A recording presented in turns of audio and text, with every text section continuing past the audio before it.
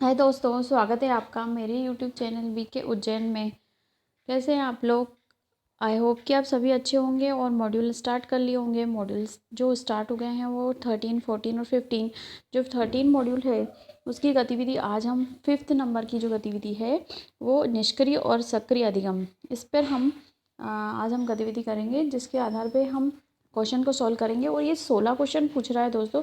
16 question बहुत होते हैं और आप इसका निष्क्रिय और सक्रिय अधिगम के बेसिस पे ये सारी गतिविधि होगी।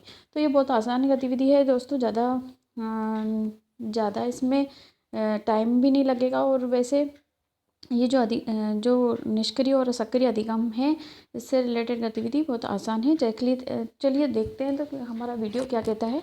इससे रिलेटेड गतिविधि को हम कर लेते हैं, ठीक है। तो चलिए हम वीडियो देखते हैं और समझते हैं कि किस तरह से हमारे आंसर हो सकते हैं। और अगर आपने आंसर पहले कर लिए हैं तो भी आप इस वीडियो को देख सकते हैं, ताकि आप अपनी समझ बना सकें कि हमारे आंसर क्यों गलत थे। तो चलिए शुरू करते हैं हम अपनी गतिविधि को। तो इसके लिए आप निष्ठा प्रशिक्षण के लिए आप अपने जो दीक्षा ऐप है उसको आप चालू कर लीजिए। और इसमें हम स्कूल नेतृत्व वाला जो पार्ट है उसको हम करेंगे। तो देखते हैं कि किस तरह से हमारी गतिविधि होने वाली है। दोस्तों, हम जैसे कि आपको दिख रहा होगा कि एनवायरनमेंट में पहले ही बता चुकी हूँ कि ये नया एनवायरनमेंट आ गया है। तो नए एनवायरनमेंट के हिसाब से हमें कोर्स नाम के ऑप्शन में जाना है। आप चाहें तो यहाँ पे सर्च भी कर सकते हैं निष्ठा के नाम से, निष्ठा एमपी के नाम से, या फिर यहाँ पे फ़िल्टर भी लगा सकते हैं। तो मैं जैसे कि यहाँ पे आप सर्च बटन में आप निष्ठा एमपी के नाम से आप इसको सर्च भी कर सकते हैं, ठीक है। जैसे ये निष्ठा एमपी आप टाइप करेंगे तो आपके कंटेंट दिखाने लग जाएगा। मेरा शायद नेट ऑन नहीं था, मैं नेट ऑन कर लेती हूँ, फिर मैं आपको दिखा देती हूँ, ठीक है। ऑनलाइन कर लेते हैं अपन, ठीक है। फिर इसको सर्च बटन को हम दबा लेते हैं। तो निष्ठा एमपी के नाम से अगर हम सर्च कर लेते हैं तो ये हमारे कोर्सेज़ को इस तरह से दिखाने लग जाता है, ठीक है। तो जो भी हम कोर्स कर रहे हैं उसका नाम हमको पता होना चाहिए। तो हम इस नाम के अकॉर्डिंग अपने कोर्स को ढूंढ सकते हैं। तो जैसे कि हमने देखा था कि ये वाला कोर्स हमारा अभी चल रहा है, तो हम इस पर क्लिक करके हम इसको देख लेते हैं, ठीक है। या फिर आप फ़िल्टर भी लगा सकते हैं। मैंने जैसे कि पहले भी बताया था कि इस तरह से ये 2 लाइनें जो हैं उस पर जाके आप अपना फ़िल्टर लगा सकते हैं, ठीक है। फ़िल्टर लगाएंगे तो आपके जो कोर्स चल रहे हैं बस वही दिखाई देंगे, तो आपको ज़्यादा दिक्कत नहीं आएगी, ठीक है। मैंने मध्य प्रदेश को चूज़ कर लिया है दोस्तों, और चुनियों को चूज़ कर लिया। अगर आप अच्छे से देखना चाहते हैं तो मेरा इससे पहले वाला वीडियो देख लीजिएगा, तो उसमें आपको फ़िल्टर बताया है कि मैंने किस तरह से लगाना है, ठीक है। तो लागू करे पे क्लिक कर लीजिएगा। तो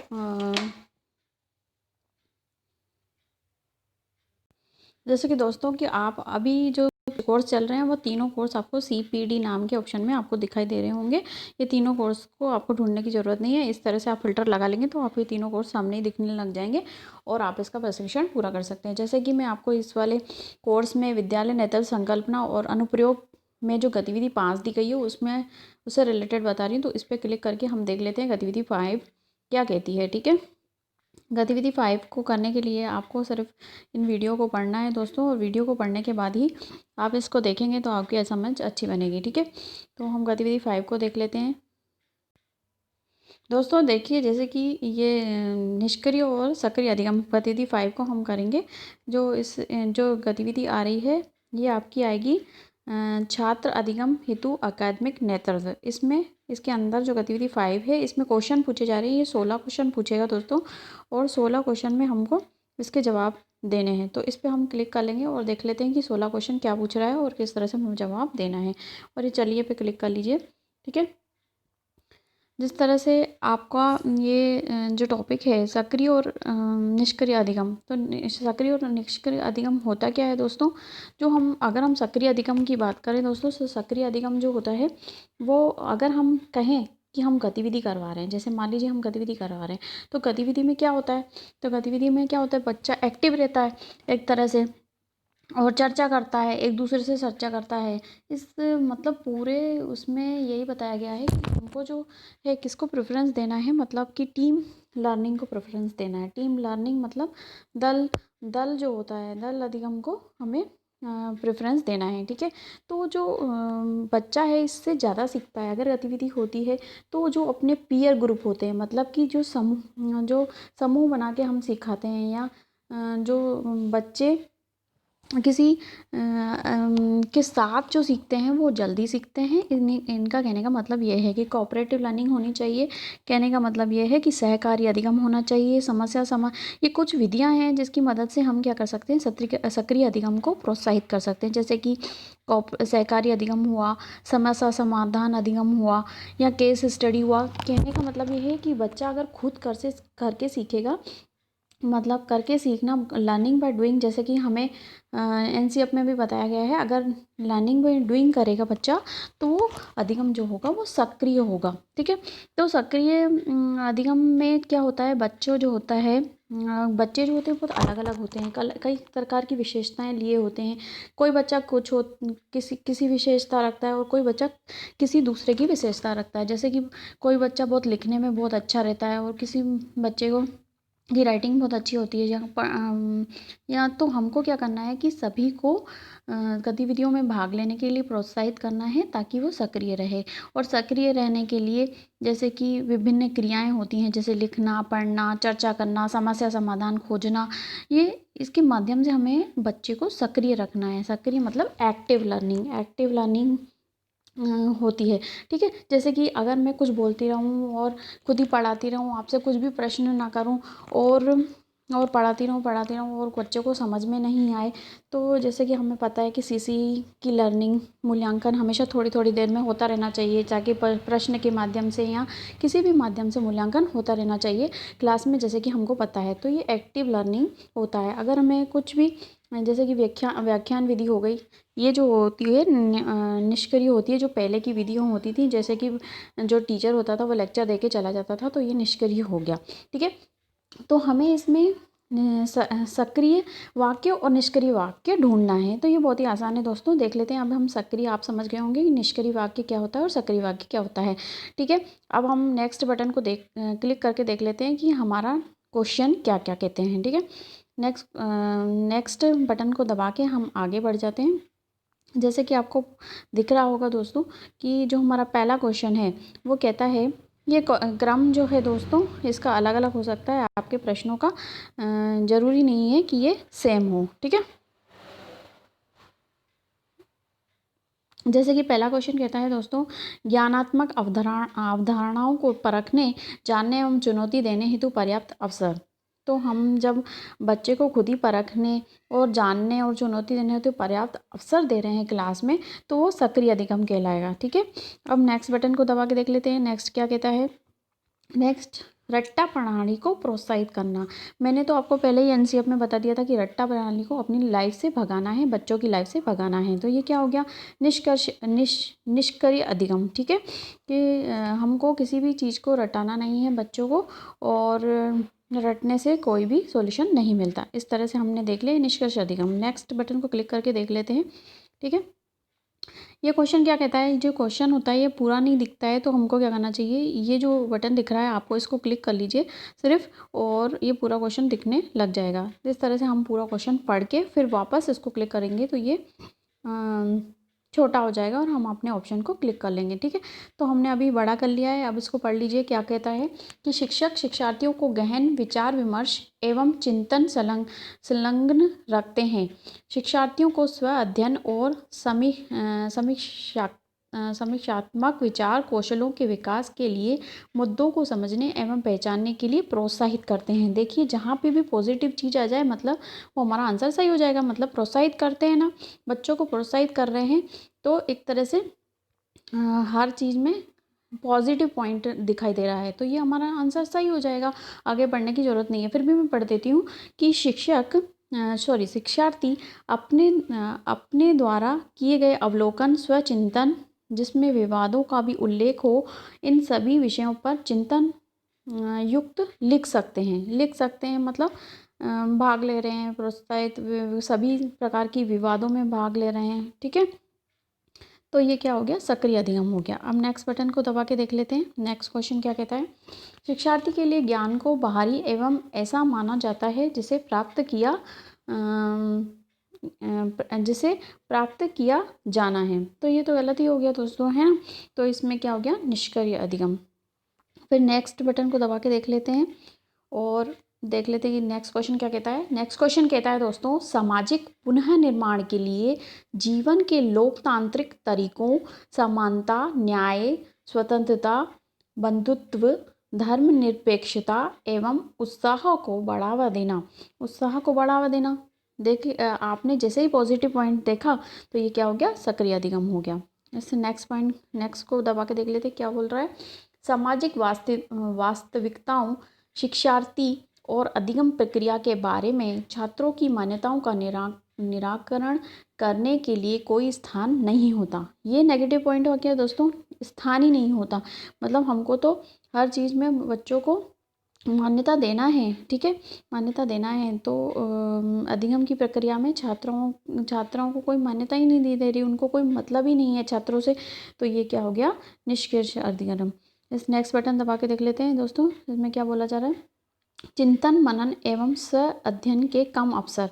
अब ये भी नेगेटिव पॉइंट है कि कम अवसर दे रहे हैं हम उसको, तो ये निष्क्रिय अधिगम हो गया। नेक्स्ट बटन दबा लीजिए दोस्तों और फिर देख लेते हैं नेक्स्ट क्वेश्चन क्या कहता है। रट्टा प्रणाली, इसको बड़ा कर लेते हैं दोस्तों। पहले इस बटन को दबा के, ये जो बटन दिख रहा है इसको क्लिक कर लीजिए फिंगर से और ये बड़ा हो जाएगा। फिर देखते हैं कि ये क्वेश्चन क्या कहता है। रट्टा प्रणाली को हतोत्साहित करना, शिक्षण अधिगम को एक आनंददायी एवं सहभागी गतिविधि बनाना, बाल केंद्रित क्रियाकल्प आधारित सहभागी अधिगम अनुभव जैसे नाटक, प्रोजेक्ट, विचार विमर्श, संवाद, अवलोकन, भ्रमण आदि को सुनियोजित करना और सृजनात्मक कार्यों के साथ शिक्षण अधिगम को एकीकृत करना। तो सभी ये जो दोस्तों जो है वो सभी पॉजिटिव पॉइंट हैं। ये आपको देखिए ये भी बता रहा है कि जो सहभागी अधिगम अनुभव हैं वो कौन कौन से होते हैं। जैसे कि बच्चे जो होते हैं नाटक में हिस्सा लेते हैं तो ये सहभागी अधिगम हो गया। प्रोजेक्ट, विचार विमर्श करते हैं एक साथ, संवाद करते हैं, किसी भी टॉपिक पे हमने संवाद करवा लिया, फिर अवलोकन कराया। तो ये सभी जो मुद्दे हैं, भ्रमण कराया, ये जो होते हैं सहभागी अधिगम को बढ़ावा देते हैं या सुनिश्चित करते हैं, ठीक है। और सृजनात्मक कार्यों के साथ शिक्षण अधिगम को एकीकृत करना। और रट्टा प्रणाली को तो हटाना है, इन्होंने पहले ही बोल दिया, हतोत्साहित करना है। तो ये सभी चीज़ें जो हैं पॉजिटिव पॉइंट है, इसलिए सक्रिय अधिगम हो गया।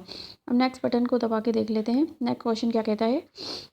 शिक्षार्थियों को दल में काम करने, एक दूसरे के साथ बातचीत करने और विभिन्न तरह के विषयों क्षेत्रों पर प्रोजेक्ट करने के लिए प्रोत्साहित किया जाता है। सामूहिक प्रस्तुति को प्रोत्साहित किया जाता है, ठीक है। तो ये मैंने क्वेश्चन पूरा पढ़ लिया। तो इसमें क्या होता है, इसमें भी पॉजिटिव पॉइंट लग रहे हैं, सारे पॉजिटिव पॉइंट लग रहे हैं कि विभिन्न विषयों पे हम क्या कर रहे हैं, प्रोजेक्ट बनवा रहे हैं बच्चों से और उनको प्रोत्साहित कर रहे हैं। तो ये सक्रिय अधिगम हो गया। नेक्स्ट बटन को दबा के देख लेते हैं नेक्स्ट क्वेश्चन क्या कहता है। शिक्षार्थी दिए गए कार्यों, कक्षा में होने वाली परीक्षाओं, क्षेत्र कार्यों एवं शिक्षण अभ्यासों पर व्यक्तिगत रूप से कार्य करते हैं। अब यहाँ पे देख लीजिए नेगेटिव पॉइंट है कि क्यों खुद ही कर रहे हैं कार्य, या खुद ही बच्चे खुद ही प्रोजेक्ट के बारे में सोच सकते हैं कि खुद ही कार्य कर सकते हैं क्या, ये तो गलत पॉइंट हो गया, ठीक है। उनको जो होता है टीचर, जो होता है टीचर उनके लिए फैसिलिटेटर होता है। फैसिलिटेटर मतलब उनके लिए सुगम करता होता है। ये एनसीएफ में भी क्वेश्चन आता है कई बार कि जो टीचर होता है वो किस तरह का हो सकता है। उसमें तो अधिगम कई प्रकार के पॉइंट्स दिए रहेंगे, सुगमकर्ता, सुविधादाता, ये सब एक ही पॉइंट है, सुगमकर्ता, सुविधादाता, और ये सब एक ही चीज़ हो गई, है ना। तो शिक्षार्थी जो होते हैं वो हेल्प करते हैं और उनको गतिविधि में इन्वॉल्व करते हैं और खुद भी उनके साथ में वो गतिविधि देखते हैं कि वो किस तरह से बच्चे इन्वॉल्व हैं। तो ये जो हो गया शिक्षार्थी दिए गए कार्य, कक्षा में होने वाली परीक्षाओं, क्षेत्र कार्यों एवं शिक्षण अभ्यासों पर व्यक्तिगत रूप से कार्य करते हैं। ये निष्कर्ष अधिगम हो गया, ठीक है। जो समीक्षात्मक विचार कौशल के माध्यम से शिक्षण अधिगम एवं व्यक्तिगत एवं सामाजिक अनुभवों के साझा संदर्भ में ज्ञान को अर्जित किया जाता है। तो इसके माध्यम से देखिए ये क्या पॉजिटिव पॉइंट है कि नेगेटिव पॉइंट है, बस इसको देखते जाना है और अपन को करते जाना है। तो जो विचार कौशल के माध्यम से हम क्या कर रहे हैं, शिक्षण अधिगम और व्यक्तिगत और सामाजिक अनुभवों के साझा संदर्भ में ज्ञान अर्जित कर रहे हैं। तो कई प्रकार से हम ज्ञान अर्जित कर रहे हैं, किससे कर रहे हैं, जैसे कि सामाजिक अनुभवों से, है ना, कई प्रकार से ज्ञान अर्जित कर रहे हैं, व्यक्तिगत भी अर्जित कर रहे हैं, तो ये सक्रिय अधिगम हो गया। अब नेक्स्ट बटन को क्लिक कर लेते हैं। तो मूल्य आधारित शिक्षा की ओर ना ले जाना आ गया, पॉइंट नेगेटिव आ गया, तो निष्क्रिय अधिगम हो गया। और नेक्स्ट बटन को दबा लीजिए। फिर नेक्स्ट क्वेश्चन कहता है शिक्षार्थियों की विषय ज्ञान की अवधारणा को जानने के लिए कोई स्थान नहीं होता। मतलब उनका जो कंसेप्ट हो रहा है, उनके मन में जो आ रहा है, शिक्षार्थियों के विषय ज्ञान की अवधारणा जो वो समझ रहे हैं, हम मूल्यांकन करते हैं ना बच्चों का, तो अवधारणा को वो समझ रहे हैं कि नहीं समझ रहे हैं, ये तो स्थान देना चाहिए हमको। तो नहीं, जैसे ही नेगेटिव पॉइंट आ गया तो ये निष्क्रिय अधिगम कहलाएगा। नेक्स्ट बटन को दबा के देख लेते हैं। नेक्स्ट क्वेश्चन क्या कहता है, शिक्षार्थियों को समाज में अपनी स्थिति और अपनी मान्यताओं का पता लगाने व परखने के लिए कक्षा शिक्षण अधिगम प्रक्रियाओं में स्थान दिया जाता है। तो स्थान दिया जाता है, इसमें पॉजिटिव पॉइंट आ गया दोस्तों, इसलिए सक्रिय अधिगम आ गया। मतलब हर जो समाज में उनकी स्थिति है और उनकी मान्यताएं हैं, उनको परखने भी दिया जाता है और पता भी लगाया जाता है, तो ये सक्रिय अधिगम कहलाएगा। ठीक है। नेक्स्ट क्वेश्चन क्या कहता है दोस्तों, अध्यापक उन सामाजिक, सांस्कृतिक और राजनीतिक संदर्भों को, यहाँ पे क्लिक कर लीजिएगा, संदर्भों को समझते हैं जिनमें शिक्षार्थी पलते व विकसित होते हैं।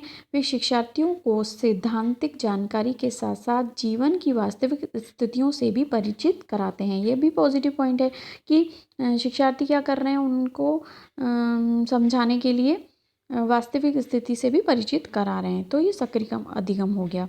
नेक्स्ट क्वेश्चन क्या कहता है दोस्तों, अध्यापक बच्चों एवं अधिगम से जुड़े सामान्य सिद्धांतों को ही शिक्षण अधिगम प्रक्रिया में प्रयोग में लाते हैं। जो अब ये तो गलत हो गया ना दोस्तों, जैसे कि वो जो सामान्य सिद्धांत हैं उनको ही प्रयोग में ला रहा है।